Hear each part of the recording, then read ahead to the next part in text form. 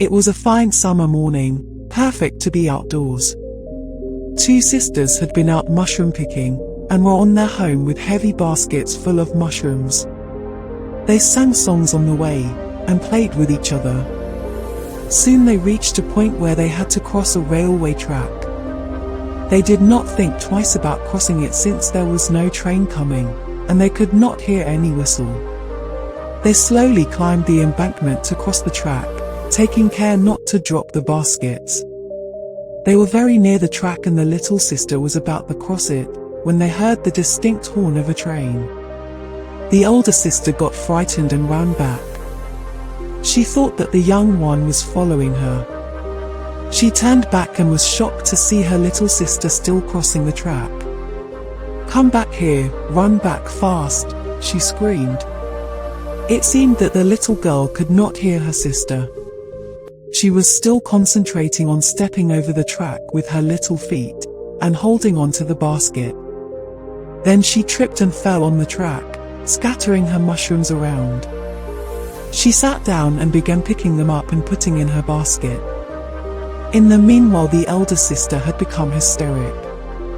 She cried and screamed, calling her little sister to leave the mushrooms and run back, but it seemed as though the little one could not hear her. The engine driver panicked on seeing the girl and blew his whistle with all his might, but she appeared not to hear the whistle. Her sister was now crying loudly, overcome by panic, as the little sister crawled between the tracks on her hands and knees to pick the rest of the mushrooms. The engine driver was helpless as it was not possible for him to stop the engine suddenly. He blew the whistle as hard as he could, but the engine rolled over the little girl. The older sister clasped her face with her trembling hands and cried bitterly. The passengers too panicked at the thought of the sight they would have to witness. The guard ran down to the end of the train to see what happened to the little girl. When the train passed, everybody saw her lying very still between the tracks with her face down. Then she raised her head, sprang to her knees and began gathering the remaining mushrooms. The big sister ran towards her, tears streaming down her face.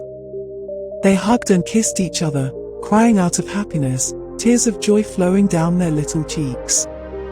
Never were two souls so happily united as at that moment. She promised her little sister that thereafter she would hold her hand tightly while crossing the railway line. The two sisters then picked all the remaining mushrooms, and hand in hand, solemnly walked back home.